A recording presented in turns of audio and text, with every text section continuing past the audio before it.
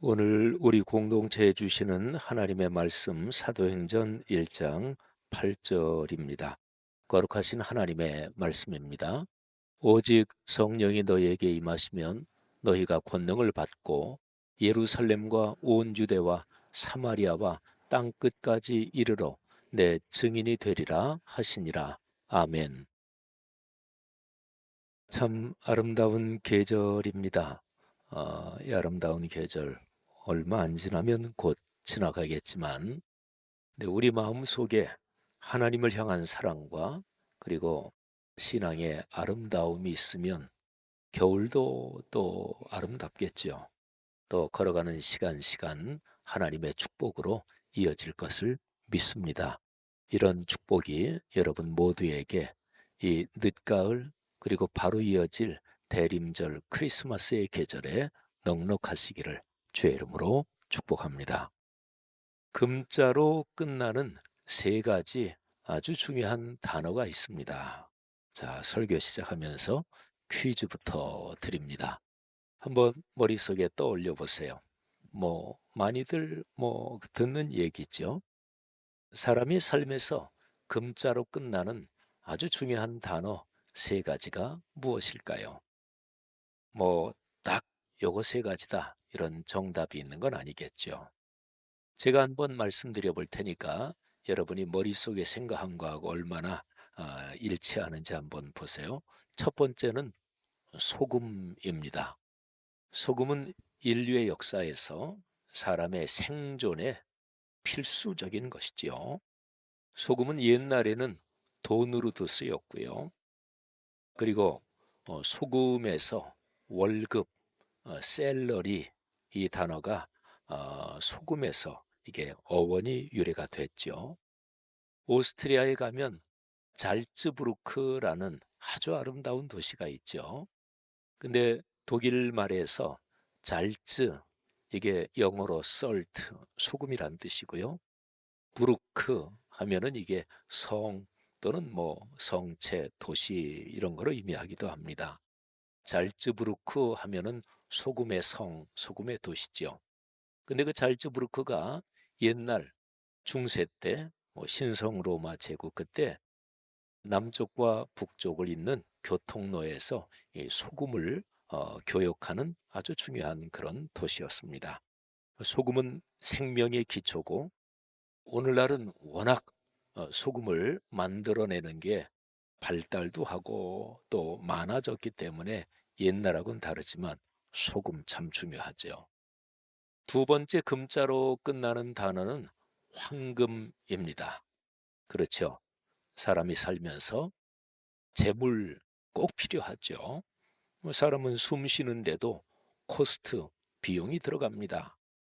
금은 그야말로 동서고금, 고래로 사람이 사는 세상에서 재화의 가장 기본적인 가치 또는 단위였죠. 그리고 또 금은 그거 외에도 부귀영화의 가장 기본적인 상징이 금입니다. 이런저런 폐물 그런 거 할 때도 금이 사실은 굉장히 기본이지요. 금보다 더 비싼 보석이 많이 있습니다만은 그럼에도 불구하고 금이 사실은 중심이지요. 자, 두 가지 소금, 황금. 근데 이 두 가지하고 좀 다른 이제 그런 얘기를 하나 하면 세 번째 필요한 그 금은 조금입니다. 조금, 많이 말고 조금. 여러분 한번 생각해 보세요. 삶에서 조금이 참 중요합니다. 조금만 더 용기를 내면 됩니다. 그리고 조금 참으면 됩니다. 그리고 조금 머리 숙이면 되고요. 조금 손해보면 됩니다. 소탐대실이라는 말이 있죠. 그러니까 작은 거 탐하다가 큰 거 잃어버린다 이런 뜻이잖아요. 근데 사실은 사람의 삶을 보면 이 소탐대실 이런 게 얼마나 많은지 모릅니다. 이거는 많이 배우고 또는 돈 많이 가지고 사회적 지위 높고 아무런 상관이 없습니다. 대단해 보이는 사람도 요만큼 더 탐내다가 명예 잃어버리고 큰 거 잃어버리는 경우가 많죠. 사람의 삶에서 필요한 세 번째 금이 조금입니다. 자, 여러분 어떠십니까? 여러분의 삶에서 소금, 황금, 그리고 특별히 세 번째 조금.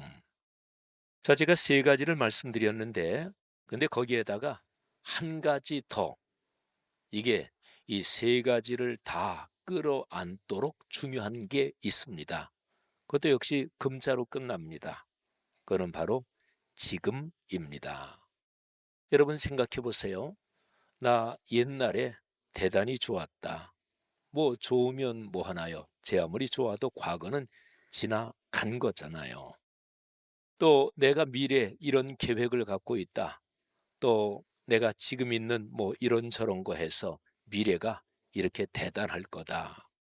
근데 제 아무리 미래가 대단한 것 같아도 미래는 아직 오지 않았잖아요. 그리고 제 아무리 확실해도 사실은 미래는 어떻게 될지 모릅니다. 가변성이 있죠. 그렇게 생각하면 지금이 아주 중요합니다. 지금이 중요합니다. 물론 지금은요, 내가 지나온 과거, 이게 이제 연결돼서 이 과거의 연속선상에서 지금이 있고 내가 여기 존재하는 거지요. 또 내가 지금 여기 있는데 뭐 금방 세상을 떠날 것이 아니면 내 앞으로 어떻게든 미래가 펼쳐지겠지요. 그런데 이 과거를 말이죠. 해석을 잘 해야 돼요. 그러니까 과거에 내가 좋은 일이 있었다. 근데 그거 가지고 우쭐대고 뭐 사람 만나기만 하면 내가 왕년에 이랬다. 그렇게 하면 이게 지금 여기에 도움이 안 됩니다. 또 과거에 어려웠고 힘들었고 남에게 당한 일 이런 거를 계속 마음에 꼬부라지게 가지고 있으면서 원망 또는 복수의 칼을 갈고 있으면 그 과거가 지금 나에게 결코 도움이 안 되죠. 그러니까 과거는 지나갔으니까 바꾸지 못합니다. 그런데 과거를 해석은 다르게 할 수 있습니다. 그런데 해석에서 감사로 해석하는 거예요. 그러니까 과거를 감사로 해석하면 그 과거가 지금 나에게 도움이 되는 거지요. 미래도 비슷한 식으로 이야기해 볼 수 있습니다. 미래를 비관하면 뭐 당연히 지금 현재가 더 괴로워지겠지요. 미래가 어려워지고 갈수록 망할 거다 이렇게 비관하는데 현재가 고통스러울 거 아니겠어요? 그러니까 미래를 기본적으로 희망해야 합니다. 소망해야 합니다. 그런데 희망하고 소망하는 거기에 하나를 덧붙인다면 긍정으로 희망해야 합니다. 그럴 때 그렇게 미래를 바라보는 그 마음이 지금 여기 나에게 강력한 힘이 되는 거지요. 자, 정리하면 이렇습니다. 과거는 감사로 해석하고요. 그리고 미래는 긍정으로 희망하고 그럴 때 지금 여기 있는 내가 행복해지는 거지요. 사랑하신 여러분, 지금 우리는 2024년 늦가을 이 자리에 있습니다. 지금 여기 현실을 걸어가는 여러분의 삶이 그렇게 축복스러운 시간이 이어지기를 주의 이름으로 축원합니다. 사랑하신 여러분, 사도행전 1장에 바로 지금이 중요하다 이 표현이 사도행전 1장에 나와 있습니다. 자, 1장 8절을 우리가 오늘 성경 설교 본문으로 같이 읽었는데 자, 1장 8절 우리 성도들이 다 알죠? 우리 한 번 더 우리 한번 암송해서 한번 해보겠습니다. 오직 성령이 시작. 오직 성령이 너희에게 임하시면 너희가 권능을 받고 예루살렘과 온 유대와 사마리아와 땅 끝까지 이르러 내 증인이 되리라 하시니라. 아멘. 예수님의 말씀이죠. 그러니까 예수님께서 그 앞에서 제자들이 무슨 얘기를 해요. 그런데 예수님이 야, 그거 신경 쓰지 마라. 오직 오로지 이제 지금 여기에서 너희에게 곧 일어날 일이 있다. 그러니까 지금 여기에서 그 일이 중요하다. 예수님은 그렇게 말씀하시는 거예요. 그 바로 앞에서 제자들이 예수님께 무슨 얘기를 한 것일까요? 제자들이 이렇게 예수님께 질문을 합니다. 6절에서 오 주님, 주님께서 이스라엘 나라를 회복하실 때가 지금입니까? 예수님이 부활하신 몸으로 제자들 적어도 아마 몇백여 명 정도는 됐을 거예요. 거기에서 예수님이 탁 서셨는데 제자들이 흥분한 거죠. 로마의 압제에서 우리 민족을 해방시키고 독립된 국가를 만들 지도자로 우리의 선생님 예수님께서 드디어 떨치고 일어나시는구나, 이런 생각을 하고 이스라엘 나라를 회복할 때가 지금입니까? 이렇게 물어요. 제자들은 이스라엘이 회복될 어떤 미래, 그게 지금 아닙니까? 이렇게 물은 거죠. 근데 제자들이 예수님께 질문한 그 미래는 제자들이 그 미래를 질문할 자격이 별로 없는 사람들입니다. 제자들이 이스라엘의 미래를 위해서 진지하게 헌신했나? 그들이 뭔가 좀 삶을 들여서 봉사했나? 예수님을 따르는 12제자들 거의 그런 게 없었습니다. 예수님을 따를 때 그들은 누가 더 크냐, 여기에 관심이 있었습니다. 그리고 내가 예수 선생, 이 랍비 예수를 따라가면 내 인생이 출세하겠다, 그것 때문에 예수님을 따랐습니다. 그게 한 80% 이상 90% 정도는 됐습니다. 사복음서 보면 뭐 얼마나 명백한지 모릅니다. 그렇게 예수님을 따른 사람들이 지금 예수님이 부활하신 모습으로 우뚝 서 계시니까 와, 우리나라 회복되는 것인가? 사실은 그런 말을 할 자격이 없지요. 그들이 살아온 과거의 걸음걸음 행보가 그런 미래를 기대할 사실은 자격이 없는 거예요. 사람은 살면서 이럴 때가 많습니다. 내가 어떤 미래를 기대하는데 다른 사람이 예를 들어서 이렇게 질문하면 당신 그런 미래를 기대할 자격이 있어? 당신 그런 미래를 당신이 기대할 만큼 뭘 했지? 그러면 사실은 한 게 없는 거예요. 이게 이제 막연한 기대입니다. 그래서 미래가 오는 건 아닙니다. 그래서 예수님께서 이렇게 말씀하시는 거예요. 야, 너희가 3년 동안 나 따라다니면서 너희가 한 거, 걸어온 삶, 그거 한번 생각해 봐라. 내가 너무나 잘 알지 않느냐? 근데 너희가 그렇게 막연하게 그런 미래 기다리고 질문하는 거, 야, 순서가 다 틀렸다. 우선은 너희의 지금 여기에서의 모습이 바뀌어야 된다, 이렇게 말씀하신 거예요.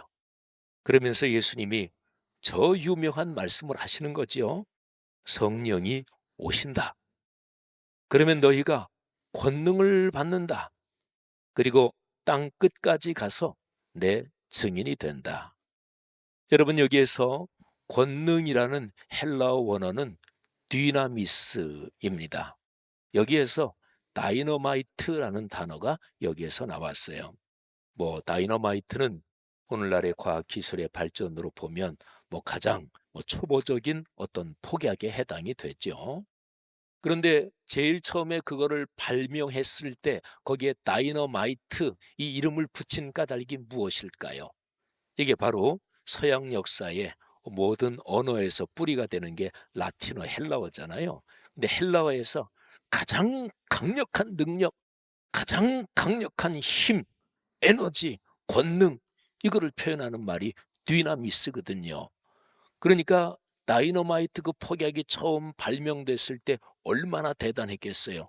오늘날로 말하면 핵무기, 수소폭탄 무기 이런 거에 해당됐겠죠. 그래서 거기에 디나미스 이 단어에서 다이너마이트 이 이름을 붙인 것입니다. 그러니까 성령이 임하신다. 하늘의 영이 임하신다. 그러면 너희가 하늘의 권능을 받는다. 자, 여러분, 그런데 그 다음에 중요한 게 있습니다. 하늘의 권능을 받으면 어떤 결과가 나타나는 것일까요? 하늘의 권능을 받으면 어떤 일이 일어나는 것일까요? 자, 1장 8절을 정확하게 읽으면 내 증인이 된다. 여러분, 오늘 저는 1장 8절에서 내 증인, 그 예수님이 하신 말씀이니까 이거는 나의 증인, 예수의 증인 이 말이죠. 여기에서 저는 오늘 설교에서는 예수의 여기에 초점을 맞춰서 같이 한번 묵상하며 이 말씀을 깊이 한번 생각해 보려고 합니다. 여러분 생각해 보세요. 제자들에게 문제가 무엇이었습니까? 제자들의 문제를 딱 한 가지 사건을 딱 집어가지고 한번 보면, 그 단면을 보면 12제자 또는 12제자 말고 그 주변에 예수님을 따른 사람들이 꽤 있었을 텐데, 예수님을 따른 사람들의 문제가 무엇인지 정확하게 드러나는 한 가지 사건이 있었습니다. 예수님께서 십자가 사건을 처음으로 예고하시는 바로 그 장면입니다. 예수님이 3년 동안 제자들을 가르쳤죠. 공적인 활동을 하셨죠. 그리고 공적인 활동 맨 마지막에 십자가를 지시고 죽음을 당하시고 그리고 사흘 만에 부활하셨습니다. 십자가 사건은 우리 기독교 역사에서 66권 성경이 하나님의 말씀이잖아요. 근데 우리 기독교 신앙의 선배들은 이 십자가 사건을 말씀 중의 말씀 이렇게 표현했어요. 그러니까 66권 성경 모든 내용이 바로 이 십자가 사건 여기에 집중되어 있다, 그런 얘기죠. 예수님은 3년의 공적 활동 중에서 맨 마지막 부분, 정확하게 시점을 계산할 수는 없지만 예수님께서 십자가에 달리시기 전 빠르면 한 달, 아니면 길게 잡아야 한 2달 전쯤, 그때 처음으로 십자가 사건을 말씀을 하셨어요. 그전에는 이런 방구도 안 하셨어요. 그러니까 제자들은 거의 3년 동안 예수님한테 배운 거잖아요. 하나님의 말씀을 배웠고 예수님이 사시는 모습도 봤고 섬김, 희생, 겸손, 용기, 하나님을 철저하게 신뢰하는 것, 기도하는 것, 이거를 다 보고 따라다녔잖아요. 그리고 맨 마지막에 십자가 사건을 말씀하시는데 베드로가 그냥 앞으로 나섭니다. 그러면서 예수님한테 항변하고 정면으로 대듭니다. 그 일이 일어나면 안 됩니다. 헬라어 원어를 보면 베드로가 예수님한테 정면 충돌을 한 것입니다. 사랑하신 여러분, 이게 베드로만의 일이었을까요? 아닙니다. 제자 전체의 모습이었습니다. 그때 예수님께서 베드로한테 이렇게 말씀하시죠. 사탄아, 내 뒤로 물러가라. 너는 사람의 일만 생각한다. 하나님 나라의 일, 하나님의 일은 생각하지 않는다. 이렇게 강력하게 책망을 하셨어요. 자, 그러면 예수님을 따르는 제자 전체의 문제는 무엇일까요? 그들은 예수의 증인, 예수님을 드러내고 예수님을 전하고 예수님을 높이고 여기에 관심이 없었어요. 나에 관심이 있었습니다. 베드로가 그렇게 나선 이유는 우리가 3년 동안 주님을 따라다니면서 헌금하고 시간 투자하고 우리가 투자한 게 얼만데 예수님 그렇게 십자가에 달려 허망하게 돌아가시면 우리는 뭐가 됩니까? 이런 얘기거든요. 그들은 지금 여기 사도행전 1장 8절 예수님이 승천하시기 직전 지금까지도 예수의 증인 아니었던 거죠. 근데 예수님이 말씀하세요. 너희가 지금까지의 모습이 그랬지만 이제 나의 증인, 예수의 증인이 된다. 이거는 사람의 힘으로 되는 게 아니에요. 예수님의 제자들 중에서 율법에 정통한 제자들이 꽤 있었을 것입니다. 예수의 제자들 중에서 히브리 유대 혈통의 정통을 가지고 있는 제자들이 있었을 것입니다.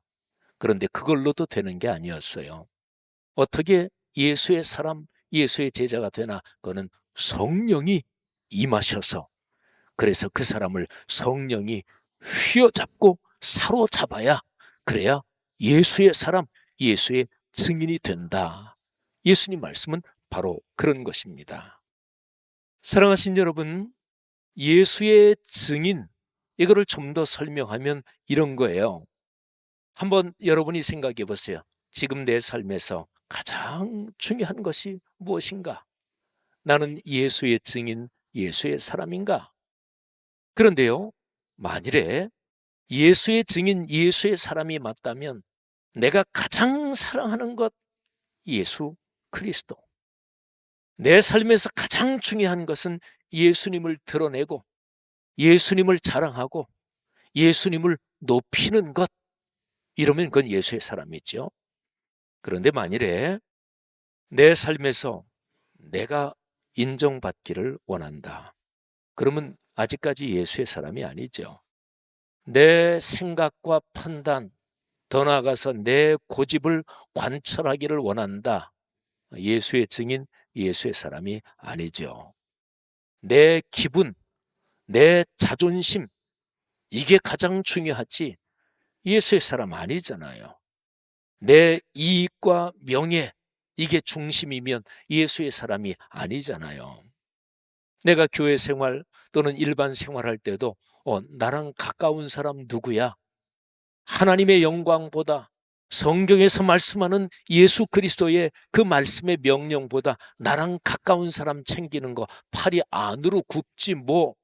이렇게 되면 그거는 예수의 사람 아직 아니잖아요. 한번 예를 그렇게 들어볼까요? 교회에서 큰 행사가 있었습니다. 그런데 어떤 권사님이 그 행사에서 아주 수고를 많이 하셨습니다. 그분은 교회 중심에서 일하시는 분이고 또 참 훌륭하신 분입니다. 그런데 행사가 다 끝나고 나서 보통 같으면 이제 목사님이 뭐 수고하신 분들한테 아유 권사님 수고하셨습니다. 아유 집사님 이번에 진짜 애 많이 쓰셨어요. 어유 집사님 아니면 이번 행사 어려울 뻔했어요. 보통 이렇게 칭찬하잖아요. 또 우리 같이 사역하신 장로님들도 또 같이 애쓰신 다른 집사님, 권사님한테 아유 집사님 진짜 이번에 수고 많이 하셨어요. 고맙습니다. 이런 뭐 격려 칭찬하잖아요. 그런 거는 좋은 것입니다. 서로가 격려해야지요. 그런데 한번 가정을 해서 그런 중요한 행사를 했고 어떤 권사님이 봉사를 많이 하셨는데 이상하게 목사님이 까먹었는지 또 같은 그 부서 장로님들도 어떻게 뭐 생각을 못 하셨는지 권사님한테 수고하셨어요. 애쓰셨어요. 이런 얘기를 한마디도 이상하게 안 하시는 거예요. 그 권사님이 그 얘기를 한마디도 못 들었어요. 그래서 약간 뭐 서운한 마음도 있고 그렇게 한 주가 지나갔습니다. 그런데 그 다음 주일에 목사님을 만났어요. 아유, 안녕하세요. 인사하는데 목사님이 또 아무 말도 없고 또 다른 장로님들도 그렇고 이 권사님 마음속에 섭섭한 마음이 더 들기 시작했어요. 아니 이게 뭐지? 왜 한 말씀도 안 하시지? 이성봉 목사님이나 또는 우리 신앙의 선배들은 이럴 때 섭섭마귀가 들어온다 이렇게 표현하죠. 한 주가 더 지났어요. 그런데도 아무 말씀도 아무도 얘기를 안 하는 거예요. 그래서 이 권사님이 이제 속으로 그렇게 생각합니다. 한 주만 더 아무 소리도 없으면 내가 한번 한 달 정도 교회 안 나오면서 1인 데모를 해야 되겠다. 그렇게 마음에 먹었어요. 그런데 그 다음 주일에 목사님을 만났는데 목사님이 아우 참 권사님 지난번 행사 수고 많으셨어요. 아우 권사님 고맙습니다. 아우 권사님한테 말씀드린다는 거 깜빡했네. 그때 그 권사님이 그런 칭찬 격려의 말씀을 듣고 권사님이 뭐라고 대답을 해야 되나요? 아우 목사님, 아유 장로님, 뭐 그런 칭찬을 하세요. 뭐 제가 했나요? 하나님께서 하신 거지요. 그렇게 봉사할 수 있는 게 그게 축복이고 은혜지요. 대답을 그렇게 하잖아요, 그죠? 교회 생활 어느 정도 하면 교회에서 칭찬받을 때 어떻게 대답해야 되나? 그거는 그리스도인의 예의, 신앙의 문화로 그거는 다 합니다. 자, 그것도 좋은 거예요. 뭐 그냥 속에 있는 대로 저 많이 섭섭했었어요. 저 사실은 오늘도 아무 말씀 없으시면 한 달 정도 교회를 빠져볼까 생각도 했어요. 그렇게 말하면 안 되죠. 속이 그랬지라도. 그러니까 그런 겉으로 예의는 지켜야 되는데 여러분 근데 더 나아가서 우리 그리스도인 신앙인은 진실한 게 참 중요하잖아요. 물론 사람은 다른 사람에게 칭찬을 받고 격려를 받고 그러면서 우리는 서로 손 붙잡고 주님의 일을 하고 인생길을 걸어가는 것입니다. 그런데 이런 분을 한번 생각해 보세요. 역시 어떤 권사님 또는 어떤 집사님. 근데 그분이 진짜로 어떤 행사에서 어떤 일에서 수고를 많이 했어요. 근데 그분 마음속에 이거는 진짜로 아유, 목사님이나 또 우리 부서 장로님 나 칭찬할 것 같아. 근데 사람에게 칭찬받으면 주님께 상급이 없다고 그랬는데 그래서 그 행사 끝나고서 한 몇 주는 계속해서 목사님, 장로님 피해 다니는 거예요. 그러면 그 집사님, 권사님은 그 마음이 진심이잖아요. 내가 이렇게 봉사했다 그래서 내 이름이 드러나고 그러면 안 되지.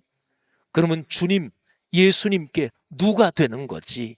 이런 진실한 마음을 가지고 있는 그분은 그분은 여기 사도행전 1장 8절에 있는 대로 예수의 증인, 예수의 사람인 거죠. 사랑하신 여러분, 그분은 성령이 충만하신 분입니다. 사람 누구라서 내가 인정받는 것을 싫어할 사람이 어디 있겠어요? 어떤 사람이든 내가 무시당하는 것을 그냥 괜찮다 이럴 사람이 어디 있어요? 그런데 제가 지금 구성한 얘기에서 내가 칭찬받을까 봐 몇 주 동안 그냥 나 칭찬할 만한 사람 피해 다니고 내가 예수님께 누가 되면 안 되지. 내가 이 정도 헌금하고 이 정도 봉사했다 그래서 내가 칭찬받고 내 이름이 사람들한테 알려지고 이렇게 생각하면 이건 하나님 앞에 죄 짓는 거지. 이 정도 생각한 그분은 성령이 충만한 사람이지요. 그러니까 그렇게 행동하는 거 아니겠어요? 사랑하신 여러분, 저는 지난 주간에 화요일 저녁에 천호동에 있는 어떤 장로교회 가서 집회 설교를 잠깐 했습니다. 근데 그 설교를 하고 그 교회 이렇게 분위기를 보면서 하나님이 저한테 어떤 말씀을 좀 주셨어요. 그리고 어제 그제 금요일에는 수원에 있는 어느 침례교회 가서 또 저녁 때 설교를 좀 했습니다. 그런데 화요일에 하나님께서 제 마음속에 이렇게 저렇게 감동과 말씀을 주신 게 어제 그제 금요일에 더 강해졌어요. 그거는 이런 것입니다. 야, 너는 내 증인 맞냐? 저한테 그렇게 말씀하시는 거예요. 그리고 너희 교회 말씀삼 공동체 성락성결교회 내 증인 맞냐? 이런 말씀을 하나님이 강하게 주시는 거예요. 너는 목회자로서 목사로서 내 증인이냐? 아니면 너 자신을 드러내는 너의 증인이냐? 내 목회, 내 신학이 드러나는 거냐? 아니면 진정으로 내가 너에게 준 말씀대로 예수가 드러나고 하나님이 드러나고 너는 내 증인이냐? 이런 생각이 하나님께서 강하게 제 마음속에 말씀을 하셨어요. 사랑하신 여러분, 사도행전 1장 8절을 진지하게 한번 우리 공동체가 끌어안고 그리고 묵상하며 행동하려고 합니다. 2024년 이제 12월 첫 주면 대림절 1주, 2주, 3주, 4주 그리고 이제 크리스마스가 되잖아요. 크리스마스에 동방박사 세 사람이 어린 아기 예수께 찾아와서 예물을 드렸습니다. 그리고 동방박사 세 사람은 기독교 전통의 해석으로 말하면 한 사람은 아시아를 대표하고 한 사람은 유럽을 대표하고 한 사람은 아프리카를 대표한다. 이게 기독교 역사의 전통적인 해석입니다. 그래서 동방박사 세 사람 중에 한 사람은 반드시 흑인으로 나옵니다. 자, 아무튼요. 말하자면 전 세계 인류를 대표하는 사람들이 구세주 예수 그리스도께 예물을 드렸어요. 우리가 절기마다 준비해서 헌금도 합니다만 그런데 그런 생각이 들었어요. 2024년 크리스마스 우리는 하나님께 어떤 예물을 드릴까? 사랑하신 여러분, 가장 귀한 예물이 무엇일까요? 예수 그리스도께서 이 세상에서 죽어가는 사람들을 구원하시기 위해서 오셨고 사람을 구원하기 위해서 당신이 죽음을 당하셨잖아요. 그러니까 하나님께서 가장 기뻐하시는 것은 예수께서도 가르치신 것처럼 한 영혼이 하나님께 돌아오면 천국에서는 잔치가 벌어진다고 하지 않았습니까? 교회 학교에서 아이들에게 주는 달란트에서 달란트 상이 제일 큰 거는 전도상인 거 그런 거 교회에서 다 아시잖아요. 사랑하신 여러분, 올 2024년 크리스마스에 우리 성도들 한 사람이 서너 명 또는 네다섯 명 전도 대상자를 정해서 하나님 앞에 예물로 봉헌하십시다. 자, 몇 가지 구체적인 방법을 말씀드립니다. 첫 번째, 쉽게 빨리 대강 정하지 마세요. 아유, 전도 대상자 뭐 정하라니까 누구 얼른 떠오르는 사람 그냥 이름 이렇게 하지 마세요. 적어도 한 주, 두 주 정도 깊이 기도하세요. 머릿속에 이 사람 저 사람이 떠오를 겁니다. 근데 그 중에서 많아야 5명까지만 잘 추리세요. 근데 이런 거 꼭 생각하세요. 아우 이 사람 100번 전도해도 안 돼. 누가 전도해도 안 돼. 근데 그렇게 판단하지 마세요. 기도하면서 판단하세요. 하나님께서 하실 것입니다. 자, 그다음에 두 번째, 우선 기도만 하십시다. 우리 교회 전체가. 하나님께서 기도를 응답하신다는 것 믿으십니까? 하나님께서 우리의 기도를 응답하십니다. 믿으시잖아요. 사랑하신 여러분, 전도를 하면 얼른 힘들다는 생각부터 하죠. 저는 지금까지 우리 교회 20년 목회하면서 이른바 총동원 정도, 바람 잡는 전도, 그건 한 번도 제가 하지 않았어요. 그런데 성경 말씀에 진지하게 근거해서 그런 전도, 뭐 당연하죠. 해야 되는 거 아니겠어요? 사도행전 1장 8절 말씀에 근거해서 우선 기도하는 거예요. 자, 그러면 그냥 기도하는 거예요. 동네 모임 할 때마다 그 동네에서 정한 전도 대상자 이만한 카드로 만들어 가지고 동네 모임 끝날 때는 다 카드 꺼내서 그 사람들 이름을 불러가면서 기도하는 거예요. 3개월, 6개월, 1년, 어떤 사람은 더 걸릴 수도 있겠죠. 몇 년이 걸릴 수도 있겠죠. 괜찮아요. 저 기도의 사람 조지 뮬러가 평생 기도한 세 사람이 있었대요. 근데 한 사람은 조지 뮬러가 세상을 떠나기 직전에 예수를 믿었고 한 사람은 조지 뮬러가 세상을 떠날 때까지 예수를 믿지 않았대요. 그리고 조지 뮬러가 세상을 떠난 그 뒤에 언제 그 사람이 예수를 믿게 됐대요. 하나님이 하십니다. 그리고 그렇게 기도하면 성령께서 계기를 주실 것입니다. 어떤 계기, 어떤 사인을 주실 거예요. 그 사람의 삶에서 어떤 일 때문에 또 뭐 어떤 상황에서 그 사람을 전도할 수 있는 신호를 주실 거예요. 그 신호에 따라서 움직이면 됩니다. 사랑하신 여러분, 기도를 응답하시는 주님께서 계기를 주실 거예요. 그렇게 우리 교회 한 280여 개 동네에서 다 그렇게 전도 대상자를 정하고 각 동네별로 한 20명, 25명씩 전도 대상자를 카드에 가지고 그러면 한 5천여 명이 될 겁니다. 예수 그리스도의 탄생에 우리가 5천여 명의 영혼을 하나님께 예물로 올려드리고 우리 교회 60주년 사역이 마감되는 2025년에 우리는 5천 명의 영혼을 품고 살아가실 것입니다. 그리고 사도행전 1장 8절 말씀, 그 말씀이 얼마나 사실인지, 성령께서 우리에게 어떻게 임하시는지, 성령께서 어떻게 그 5천여 명의 영혼들의 역사하시는지 우리는 체험할 것입니다. 사랑하신 여러분, 담임 목사와 함께하는 15분 영상 기도 모임 우리 전에 쭉 했고 그리고 이번 주간에 이제는 동네 중심으로 또다시 합니다. 근데 지난 목요일이에요.